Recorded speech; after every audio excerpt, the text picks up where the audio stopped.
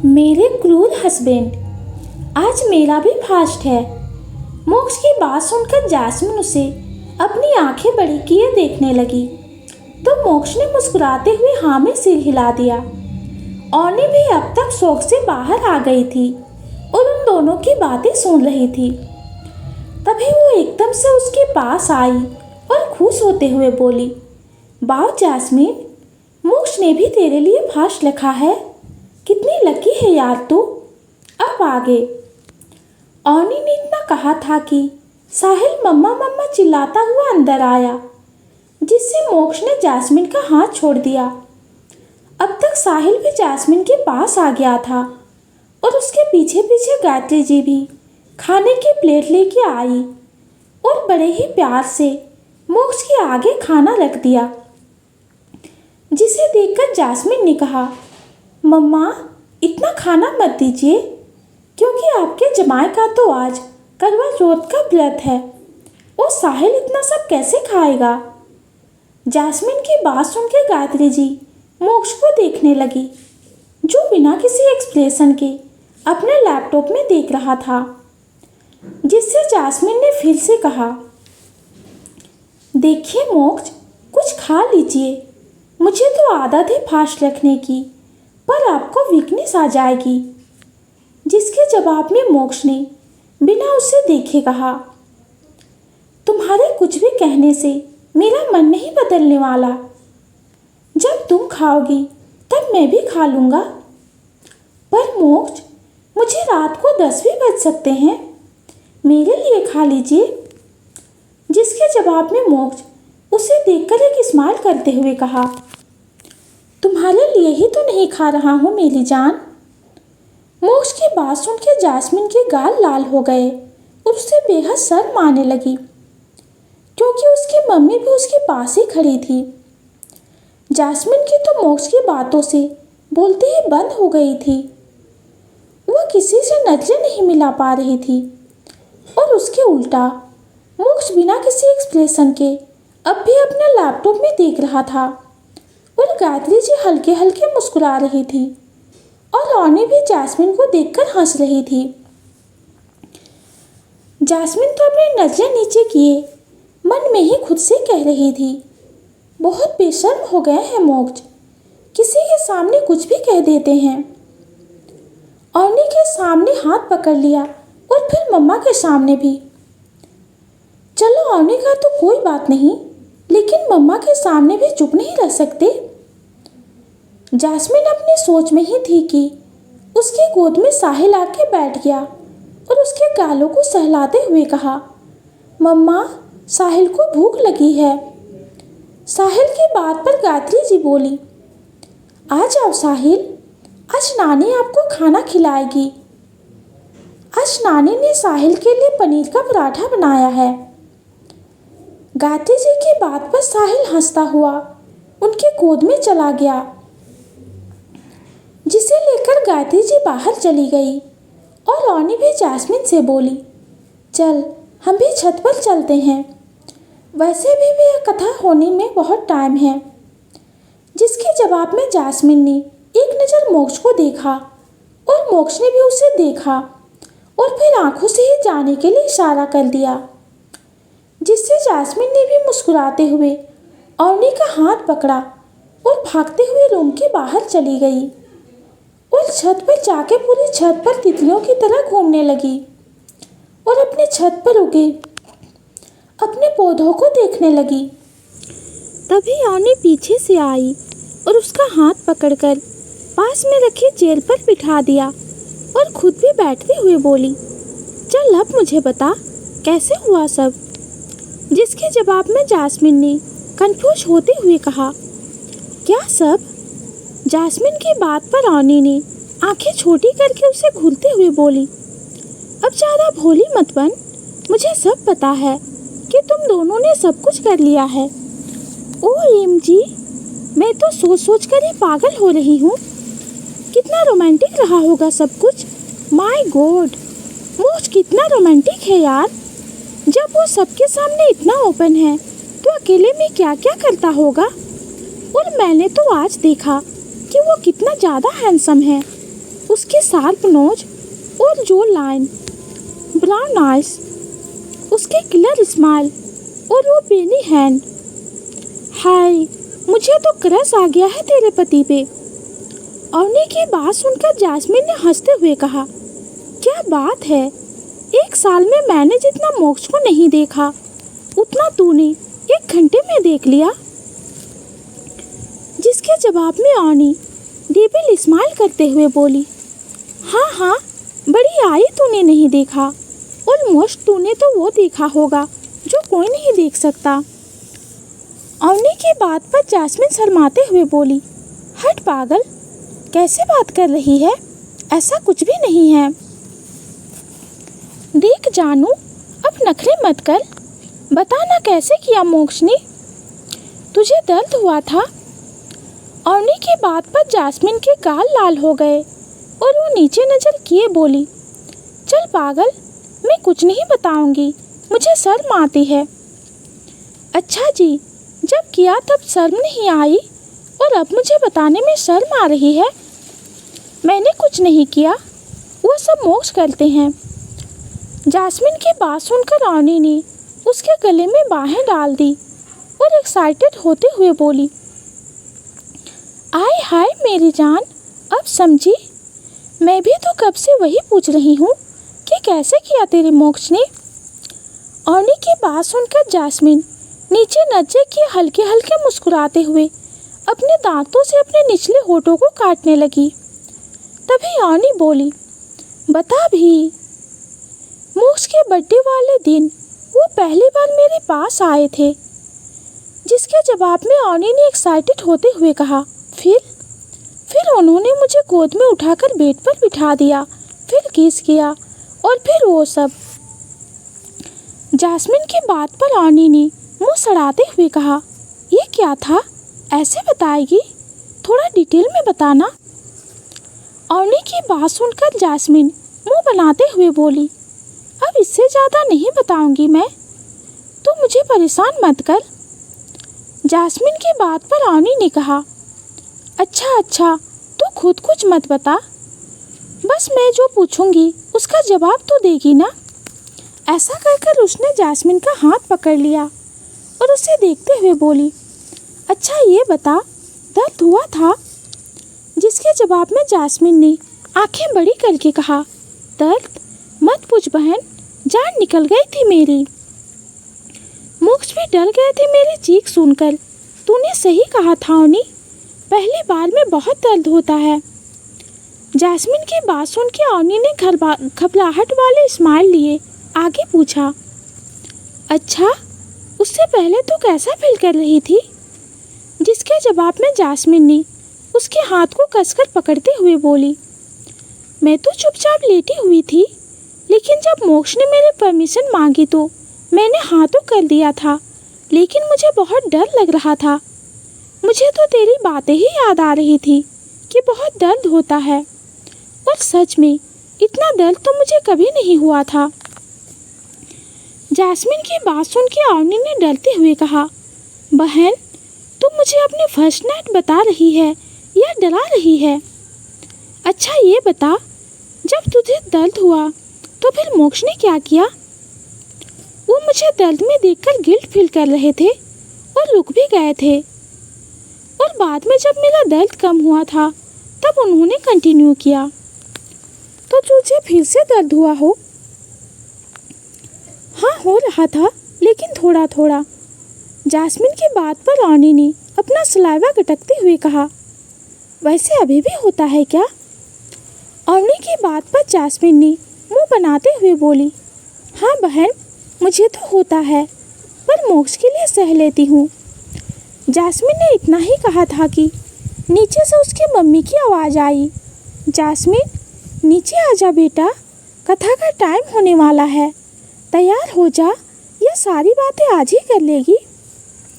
गायत्री जी की बात सुनकर जैस्मिन और अवनी ने एक नज़र एक दूसरे को देखा और फिर खिलखिलाकर हंसने लगी, और जैस्मिन हंसते हुए बोली, हाँ आई माँ। ऐसा कहकर उसने अवनी का हाथ पकड़ा और उसे नीचे खींचते हुए नीचे ले जाने लगी। चल अवनी, मुझे तैयार कर दे, जास्मिन की बात सुन के अवनी ने भी हाँ में सिर हिलाया और दोनों नीचे चली गई। जास्मिन मयंक के रूम में रेडी हो रही थी कि उसके घर की डोरबेल बजी, जिससे मयंक ने गेट खोला तो सामने जास्मिन की गली की कुछ चाची और ताई खड़ी थी और कुछ लड़कियां भी। वो सब अंदर आई और उसमें से एक लड़की चीखने लगी, जास्मिन जास्मिन। उधर मयंक के रूम में अवनी जास्मिन का दुपट्टा सेट कर रही थी। बाहर से आ रही आवाज़ सुन के जास्मिन बोली, अरे यार ये फिर से आ गई। जिसके जवाब में अवनी हंसते हुए बोली, हाँ ये वही लड़की है ना जो अपने आप को सबसे सुंदर समझती है। क्या नाम है इसका? सीमा। अवनी की बात पर जास्मिन ने भी हंसते हुए कहा, हाँ वही है। तुझे पता है सीमा नाम की मेरी जेठानी भी है और कोइंसिडेंस से वो भी इसी के जैसी है। जास्मिन की बात पर दोनों खिलखिलाकर हंसने लगी। तभी अवनी बोली, चल तू तो तैयार है। अवनी की बात पर जास्मिन बोली, मैं ठीक लग रही हूँ ना, कोई कमी तो नहीं है। जिसके जवाब में अवनी बोली, तुझ में कोई कमी हो सकती है भला? तुझ में कौन कमी निकालेगा? बाहर चल, खड़ी है कमी निकालने के लिए वो हूर की परी। जास्मिन की बात सुन के अवनी जोर जोर से हंसने लगी और जास्मिन को लेके बाहर चली गई। उधर जास्मिन की मम्मी अपनी पड़ोसनों से बात कर रही थी कि जास्मिन सबके पास आई और हाथ जोड़कर बोली, चाची नमस्ते। नमस्ते ताई जी। जास्मिन नमस्ते करके साइड में खड़ी हो गई और ताई बोली, अरे छोरी घनी खूबसूरत लाग रही है तू। ताई की बात पर जास्मिन मुस्कुरा दी कि सीमा बीच में बोली, वैसे ताई जास्मिन सुंदर लग रही है तो मैं जब ऐसा तैयार होंगी तो कितनी सुंदर लगूंगी। वैसे जास्मिन तेरे लहंगे का कलर इतना खास नहीं है और ब्लाउज का गला भी बहुत बड़ा है और दुपट्टा सही से शेड भी नहीं किया है। सीमा की बात पर उसके पास खड़ी चाचियाँ बोली, चल चुप रह, अपनी शादी में तो सही से पहन ओढ़ लियो। तभी पास में खड़ी दो लड़कियाँ रीता और नीलू ने कहा, वैसे जीजू कैसे हैं, हमसे भी मिलवा दे एक बार। जिसके जवाब में जास्मिन ने कहा, वो रूम में हैं, उन्हें ज़्यादा शोर और भीड़ में रहने की आदत नहीं है ना, तो वो अपना काम कर रहे हैं। जास्मिन की बात पर सीमा बोली, चल चल बहाने मत बना, मुझे तो लगता है तुम मिलवाना ही नहीं चाहती। कहीं ऐसा तो नहीं कि जीजू थोड़े मोटे और थोड़े से काले तो नहीं है। ऐसा कहकर वो पागलों की तरह हंसने लगी और फिर जास्मिन को देखकर बोली, मैं तो मजाक कर रही थी, जीजू अच्छे होंगे। जिसके जवाब में अवनी बोली, हाँ तो खुद ही देख ले, लेकिन विंडो से देखियो, वो क्या है ना, मेरी मम्मी कहती है कि सांवले लोगों की नज़र जल्दी लगती है। अवनी की बात पर सीमा का मुंह बन गया क्योंकि उसका रंग सांवला था। अवनी की बात सुन के रीता, नीलू और चाचियाँ, ताई सब जास्मिन के रूम के बाहर ही विंडो के पास खड़ी थी। तभी अवनी ने धीरे से विंडो का पर्दा हटाया, जिससे सामने बेड पर बैठा मोक्ष दिखा। मोक्ष ने अपने पैर फैलाकर एक के ऊपर दूसरे को चढ़ा रखा था और अपनी गोद में लैपटॉप लेके उस पर अपनी नज़र गड़ाए अपना काम कर रहा था। इस वक्त मोक्ष बेहद चार्मिंग लग रहा था। उसका डिसेंट लुक देखकर तो सबकी आंखें खुली रह गई और वहीं सीमा का चेहरा उतर गया क्योंकि मोक्ष उसकी सोच से एकदम उल्टा था। ये है मोक्ष, कैसे मिल गया ये इस एटीट्यूड की दुकान को, इससे ज़्यादा सुंदर तो मैं हूँ, कितनी किस्मत अच्छी है इसकी। सीमा अपने सोच में ही थी कि उसके कानों में ताई की आवाज़ गई, रे छोरी तेरा घरवाला तो बहुत अच्छा है, कद काठी भी घनी लंबी तीखे है और नैन नस्क भी तीखे है। जिसके जवाब में जास्मिन बस मुस्कुरा दी। तभी सीमा उतरे हुए चेहरे के साथ बोली, तेरे हस्बैंड तो अच्छे हैं पर इसकी एज ज़्यादा नहीं है, 6-7 साल का एज लग रहा है। जिसके जवाब में चाची बोली, ना ठीक है, इतना तो होवे है, 6-7 साल ज़्यादा ना है। और फिर जोड़ी बहुत अच्छी है, घर बार अच्छा है, और क्या चाहिए। जिसके जवाब में जास्मिन बोली, नहीं, बस 3 साल बड़े हैं मुझसे। जिससे चाची बोली, ये तो और अच्छी बात है, और अब चल कथा कर लेते हैं। चाची के ऐसा कहते ही सब अपनी अपनी जगह पर बैठ गए और गायत्री जी ने कथा शुरू की। कुछ देर में कथा हो गई और कुछ देर बातें करके सब अपने अपने घर चले गए।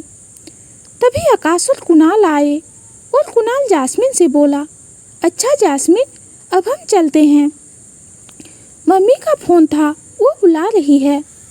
कुणाल की बात पर अवनी भी बोली, हाँ जास्मिन, अब मैं भी चलती हूँ, सुबह से तेरे घर ही हूँ। उसकी बात सुनकर जास्मिन बोली, इतनी जल्दी जा रहे हो, शाम तक रुक जाते।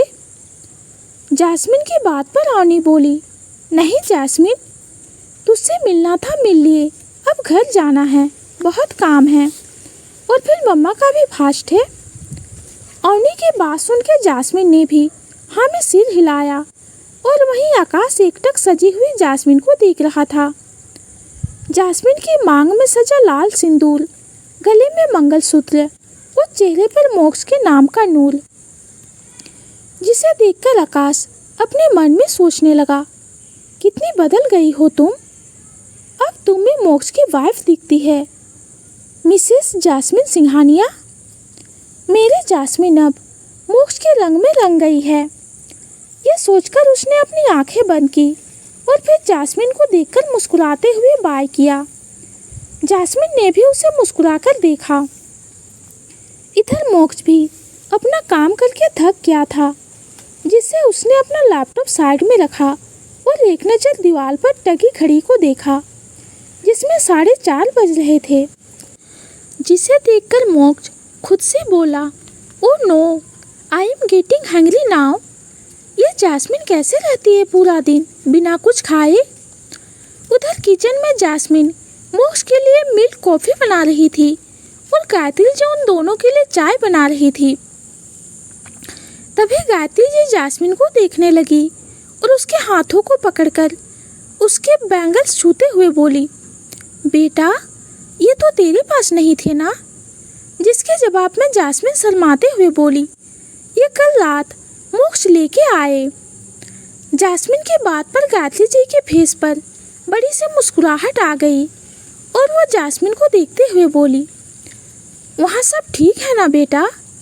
जिसके जवाब में जास्मिन ने कहा, हाँ माँ, तुम बेफिक्र रहो, वहाँ सब बहुत अच्छे हैं, सबसे अच्छी तो मम्मी जी है, मोक्ष से कम प्यार नहीं करती वो मुझे।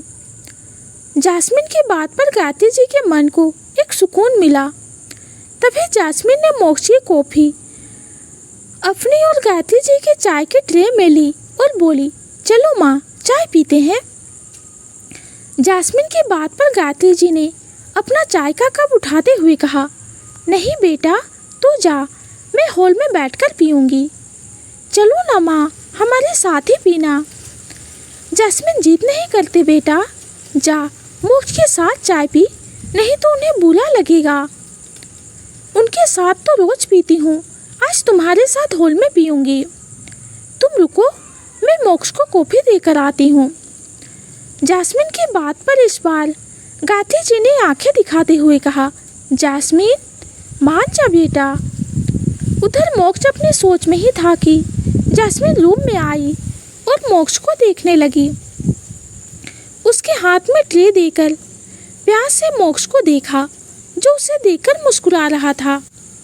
तभी जास्मिन धीरे से उसके पास बैठी और उसे कॉफ़ी देते हुए बोली, भूख लगी है। जिसके जवाब में मोक्ष ने कॉफ़ी सिप लेते हुए कहा, तुम्हें भी तो लगी होगी। मोक्ष की बात पर जास्मिन बोली, मुझे तो आदत है मोक्ष, पर आप तो खा लीजिए। मोक्ष ने जास्मिन की बात को इग्नोर करते हुए कॉफ़ी का एक और सिप लिया और सुकून भरे अंदाज में बोला, टेस्टी है, इसकी बहुत नीड थी। मोक्ष की बातें सुनकर जास्मिन मुस्कुरा दी और अपने मन में बोली, हे शिव जी, आज जल्दी चांद निकल जाए। इनको भूख लग रही है लेकिन जीत पर अड़े हुए हैं। हे चंद्रदेव, आज जल्दी उदय हो जाना। मेरा चांद सुबह से मेरे लिए भूखा है और मुझसे यह देखा नहीं जा रहा। यही सोचकर जैस्मिन की आंखें भर आई, जिसे देखकर मोक्ष ने उसे अपनी बाहों में भर लिया। इस वक्त जैस्मिन की बैग मोक्ष की जेब से लगी हुई थी और मोक्ष ने उसके कंधे पर अपना चीन रखा हुआ था और उसके पेट पर अपना हाथ चलाते हुए कहा, क्या हुआ? जिसके जवाब में जैस्मिन भरी आंखों से बोली, क्यों खुद को तकलीफ दे रहे हो और साथ में मुझे भी? कुछ खा लीजिए ना। बेबी, तुम समझ नहीं रही हो। तुम्हें मेरी तकलीफ दिख रही है और मेरा प्यार, जिसकी वजह से जो चीज़ मैं कभी मानता नहीं था वो आज कर रहा हूँ, वो नहीं दिख रहा? दिख रहा है मोक्ष, पर अपने प्यार को ऐसे तकलीफ में नहीं देखा जा रहा। अच्छा, एक शर्त पर खा लूँगा। क्या? पहले तुम खाओगी। मोक्ष की बात पर जैस्मिन उसे देखते हुए बोली, नहीं मोक्ष, मैं चांद निकलने के बाद खाऊंगी। कुछ देर ऐसे ही प्यार भरी बातें करते करते मोक्ष और जैस्मिन ने आंखें बंद कर ली। उधर शाम सिंघानिया मेंशन में लता सारी तैयारियां कर रही थी और खुद भी तैयार होने के लिए जा रही थी कि ममता जी बोली, लता, मोक्ष का फोन था, वो लोग निकलने वाले हैं। वैसे सारी तैयारी हो गई है ना?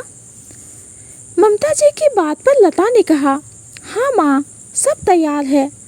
अब मैं भी तैयार हो जाती हूँ, फिर जैस्मिन आएगी तो उसे भी रेडी करना होगा। ऐसा कहकर लता तैयार होने चली गई। उधर जैस्मिन अपनी मम्मी से गले लगकर रो रही थी और मोक्ष उसके पीछे खड़ा था। दयानंद जी जैस्मिन को चुप करा रहे थे और उसके भाई तो उन लोगों से बहुत ही दूर खड़े थे, क्योंकि उनको रोता देख जैस्मिन और रोने लगती। दयानंद जी ने भी बड़ी मुश्किल से खुद को रोक कर रखा था। तभी दयानंद जी ने मोक्ष को इशारा किया, जिससे मोक्ष आगे आया और जैस्मिन को धीरे से गायत्री जी से अलग किया और अपने सीने से लगाकर उसका सिर सहलाने लगा। लेकिन जैस्मिन चुप होने का नाम ही नहीं ले रही थी। तभी गायत्री जी ने खुद को शांत किया और धीरे से बोली, चुप हो जाओ, देखो साहिल भी रो रहा है। गायत्री जी की बात पर जैस्मिन ने धीरे से साहिल को गोद में लिया और उसके आंसू पोंछे और भरे गले से बोली, ठीक है माँ, जा रही हूँ, अपना ख्याल रखना। जैस्मिन ने टूटे फूटे शब्दों में कहा और तुरंत कार में बैठ गई। मोक्ष ने भी एक नज़र गायत्री जी को देखा और दयानंद जी से बोला, हमें निकलना चाहिए। मोक्ष की बात पर दयानंद जी ने हाँ में सिर हिलाया और मोक्ष कार में बैठ गया। उधर सिंघानिया मेंशन में लता ने डार्क पिंक लहंगा पहन रखा था, हाथों में शादी का चूड़ा जो बहुत सुंदर लग रही थी। वो अपने रूम के ड्रेसिंग टेबल के सामने खड़ी परफ्यूम लगा रही थी कि उसे पीछे से अभिषेक ने अपनी बाहों में भर लिया, जिससे लता मुस्कुराने लगी और धीरे से बोली, ये क्या कर रहे हो? शादी के 5 सालों में पता नहीं चला, क्या आज ये सब नहीं चलेगा? जिसके जवाब में अभिषेक ने कहा, पता है, मैं तो बस देखने आया था कि तुम तैयार हुई कि नहीं। मैं तो तैयार हूँ और अब हटिए आप हटिए। मुझे जैस्मिन को भी तैयार करना है और रात के बारे में भी बताना है। लता की बात सुनकर अभिषेक ने कहा, ठीक है जैस्मिन, आ गई है, तुम भी नीचे आ जाओ। उधर हॉल में मोक्ष, जैस्मिन, ममता जी, साहिल और विवेक बैठे हुए थे। जैस्मिन और मोक्ष को आए हुए कुछ ही मिनट हुए थे। तभी ममता जी बोली, जैस्मिन, आओ बेटा, रेडी हो जाओ। लता रेडी हो गई है, वो आएगी तो मैं उसे तुम्हारी हेल्प के लिए भेज दूंगी। आएगी नहीं माँ, मैं आ गई।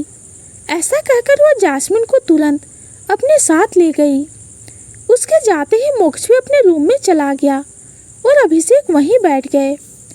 तभी सामने से अमित आता दिखाई दिया।